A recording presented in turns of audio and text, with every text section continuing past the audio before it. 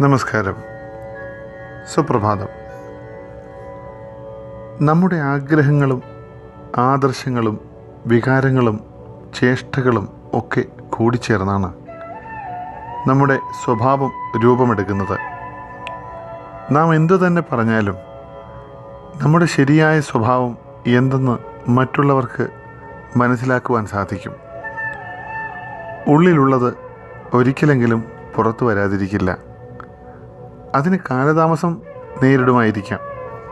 നിങ്ങളുടെ കുടുംബത്തിലുള്ളവർക്കും ഒന്നിച്ച് ജോലി ചെയ്യുന്നവർക്കും സ്നേഹിതന്മാർക്കുമൊക്കെ നിങ്ങൾ എന്തു തന്നെ കാണിച്ചാലും ശരിയായ നിങ്ങളെ ഒരിക്കൽ തിരിച്ചറിയാൻ സാധിക്കും.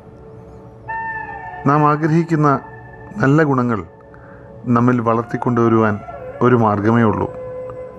നല്ല ഗുണങ്ങളെപ്പറ്റി ചിന്തിക്കുക, നല്ല ഗുണങ്ങളെ മനസ്സിൽ ഉറപ്പിക്കുക.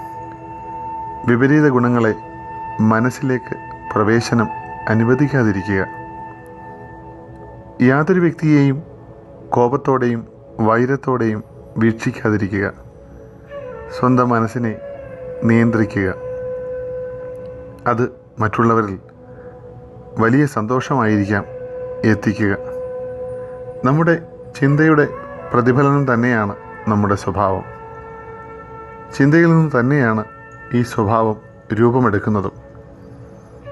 ചിന്തയെ നിയന്ത്രിക്കുവാൻ കഴിഞ്ഞാൽ കൂടി സ്ഥിതിയിൽ ഒരുപാട് മാറ്റങ്ങൾ ഉണ്ടാക്കുവാൻ സാധിക്കും. ഉയർന്ന ചിന്തകളും പ്രവൃത്തികളുമാണ് ഒരു വ്യക്തിക്ക് മഹത്വമേകുന്നത്. ഉത്തിഷ്ഠമായ ചിന്തകൾ നമ്മെ നയിക്കുമാറാകട്ടെ. ഏവർക്കും ശാന്തസുന്ദരമായ ഒരു സുപ്രഭാതം നേർന്നുകൊണ്ട് സ്നേഹത്തോടെ MT പ്രദീപ് കുമാർ.